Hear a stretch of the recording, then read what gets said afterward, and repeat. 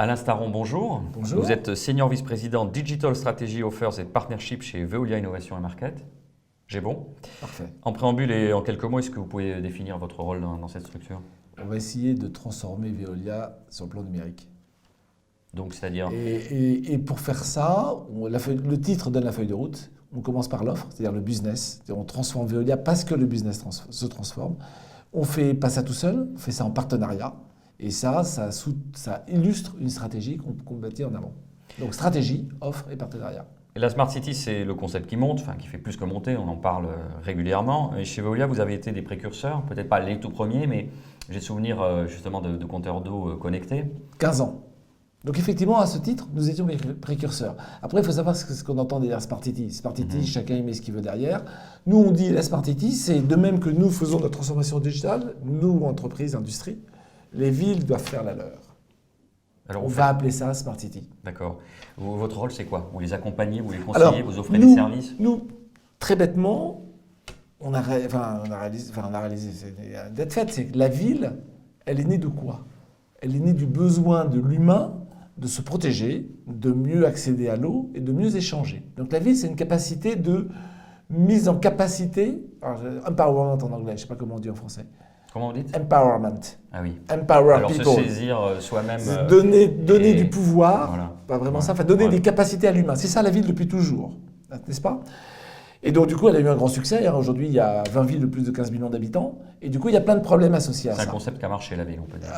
Voilà. Et là, il commence à montrer ses limites en termes de exactement. développement, d'organisation. Et malheureux, pourquoi? Parce qu'elle devient de plus en plus grosse. Et ça ne va pas s'arrêter. 66% de la population vit en ville en 2030. Donc, c'est plus Homo sapiens, c'est Homo urbanus.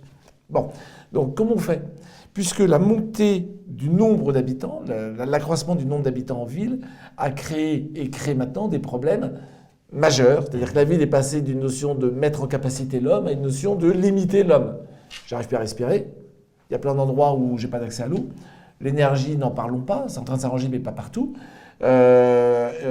Et puis, enfin J'arrive voilà. plus à me déplacer. J'arrive plus à me déplacer, absolument. J'arrive plus à me déplacer, j'aurais dû commencer par là. Et puis, c'est pas toujours très propre, la ville.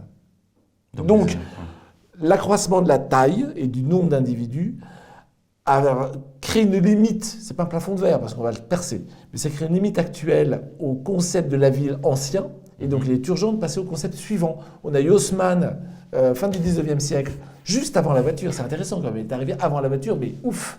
Bon, il a permis la voiture. Il a accéléré la voiture chez nous, mais la voiture a existé indépendamment de nous. Mais c'est intéressant, c'est qu'à un moment, il y a des grandes ruptures dans la ville. Il y a des grandes ruptures. C'est quoi la prochaine rupture? La prochaine rupture, pour nous, alors on n'a pas filmé la moquette, mais la ville, en tant qu'infrastructure, va devenir vivante, va devenir le partenaire des citadins.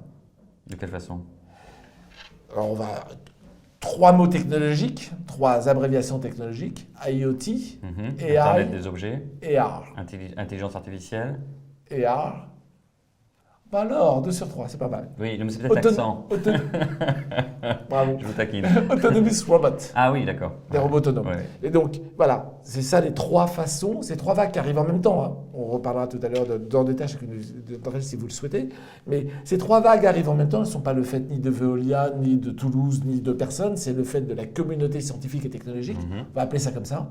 L'homme est homme parce qu'il fait des progrès. Et depuis qu'on a domestiqué le feu, et on n'était même pas Homo sapiens à l'époque, et on ne s'arrête pas. Donc surtout, il faut se détendre, ça avance très vite, et c'est ça qui va nous projeter dans la ville du 21e siècle, qu'on va appeler smart parce qu'il faut lui donner un nom, et en même temps, elle sera smart.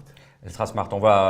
Vous avez cité ces 3 leviers, on va en parler très rapidement. Alors, l'Internet des objets, aujourd'hui, donc pas de Smart City sans Internet des objets, sans Big Data, sans collecte justement de toutes ces infos. Tout à fait. Big Data, c'est déjà l'intelligence artificielle. C'est ce qu'on en fait. Alors, donc c'est la deuxième partie. La première partie, c'est Internet des objets. Vous l'avez souligné avec gentillesse. Veolia, c'était 2001. On était les premiers au monde. Et on a fait quoi?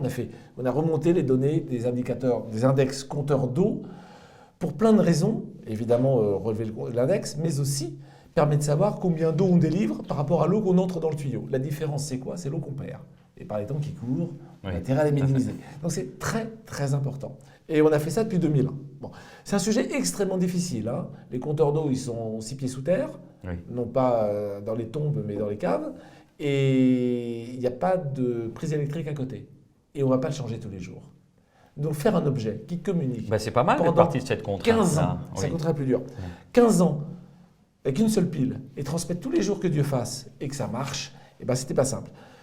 Ça a déblayé le terrain pour la suite pour vous. Exactement. Et qu'est-ce qui s'est passé? Et c'est l'excellente nouvelle, quand on dit les ruptures arrivent maintenant, je dis maintenant pas hasard, 17 juin 2016. Et maintenant, qu'est-ce qui s'est passé? Les 825 opérateurs télécoms de la planète se sont tous mis d'accord pour organiser un standard de l'Internet des objets. Alors vous allez me dire, je peux faire l'Internet des objets en mettant des cartes SIM, tout ça. Ça, c'est hors de prix. D'accord. Et donc, ça ne pouvait pas se développer. La notion d'un standard adapté à nos métiers, donc en particulier ce qu'on appelle le use case, le cas utilisateur standard de l'eau. LoRa Ah non. Je fais exprès. Hein, Alors, voilà, donc c'est... je ne sais pas si on aura le temps de parler des deux autres piliers, mais... Bon, alors, donc, 825 opérateurs sont réunis au sein du 3GPP, Organisation mondiale des opérateurs télécoms. Et l'idée, c'est qu'ils organisent ce qui passe dans les fréquences licenciées. Bon. LoRa, comme Sigfox, comme notre solution à nous, passe dans des fréquences non licenciées, libres. Mais donc tout le monde y a accès puisque c'est libre. Et donc ça peut saturer. Et donc ça peut s'effondrer. Donc ce n'est pas viable. Et en plus, à chaque fois on développe des technos propriétaires, donc elles sont chères. Et donc on ne peut pas les répandre. C'est l'œuf et la poule, on n'y arrive pas. Passer dans des fréquences licenciées. Donc ce que fait le 3GPP, c'est-à-dire des fréquences où chaque opérateur fait sa police. Nous, on est libre. Hein. Si un opérateur A ne va pas, on va chez l'opérateur B ou l'opérateur C. Donc les règles de marché sont respectées, mais c'est extrêmement sécurisé. Premier point. Deuxième point, on leur a dit d'entrée de jeu, on veut que ça soit pas cher, que ça dure 15 ans et que ça porte loin. Bon, en revanche, on est d'accord pour que ça transmette que des petits paquets d'objets. Et bien ça a conduit à ce standard dont maintenant nous sommes en train de tester les premiers chips commerciaux. On a testé en février au Mobile World Congress à Barcelone des chips pré-commerciaux. On était un des premiers grands à montrer quelque chose. C'est toujours notre en pointe. Et bien maintenant, à partir de 2017, c'est-à-dire dans 15 jours, 3 semaines, nous on est en train de tester ça dans 11 pays. À partir de 2017. Donc pour vous, là, la rupture le technologique, rollout, elle arrive maintenant. C'est là. Exactement. Alors, C'est ce qui m'a fait passer de dizaines de millions d'objets à dizaines de milliards d'objets. Et c'est maintenant. D'accord. Et pour terminer rapidement les deux autres leviers, donc l'intelligence Alors l'intelligence artificielle, et les robots. elle existe avant l'intelligence artificielle. Vous savez que Google a battu le champion du monde de Go. Tout à fait. Mais vous ne nourrissez pas une intelligence si vous ne mettez pas de données. Vous tout seul dans une chambre, malheureusement, moi tout seul, je vais mourir. L'homme, s'il n'échange pas, il meurt. Hein. Ça, vous le savez, ça a été démontré. Donc, cette multiplication des objets, on multiplie, hein, on change 3 ordres de grandeur, de dizaines de millions à dizaines de milliards, va nourrir des intelligences qui existent déjà. Et donc, va permettre de rendre beaucoup plus de services, parce que jouer au Go, ça intéresse 3 joueurs de Go, mais... oui, mais c'est un proof of concept, c'est voilà, pour dire que ça peut s'adapter à plein de services particuliers. Mais être capable de détecter toutes les fuites au mètre près, ce qu'on commence déjà à faire, être capable d'organiser les flottes de transport pour qu'il n'y ait plus jamais d'embouteillage, c'est des problèmes qui ne sont pas à l'échelle de l'homme, mais qui sont facilement solubles par une machine. C'est extrêmement pointu, hein, je ne dis pas qu'on remplace le cerveau humain, je dis que sur des problèmes pointus et précis, la machine fait mieux que l'homme. Et enfin, donc, grâce à toutes ces idées, on va y arriver. Et enfin, les robots. Ces données, pardon, on va y arriver. Les robots autonomes. Eh bien, les robots autonomes, c'est juste le coup d'après. Mais vous avez la navette là, autonome, qui existe, hein, celle d'Ismaël. Enfin, vous avez aussi celle de Navia. Vous avez toutes les voitures autonomes dont on parle. On va libérer l'homme. Là, pour le coup, la ville va libérer l'homme parce que la ville, c'est une infrastructure. Hein. C'est des rues, des routes, des maisons, des immeubles, des services, et des autobus. Les autobus, c'est déjà un peu actif, mais il y a encore des conducteurs. Les robots autonomes vont faire que la ville va devenir animée, sans nous. Et nous allons être les jouisseurs, nous allons jouir d'une ville animée qui nous rendra beaucoup plus de services qu'elle nous en rend. Vous le vendez bien en tout cas, ça nous fait des belles perspectives. Hein, deuxième semestre 2017, c'est pas bon pour dans 25 ans. Le rendez-vous est pris, merci beaucoup à l'instant. Je vous en prie, à bientôt.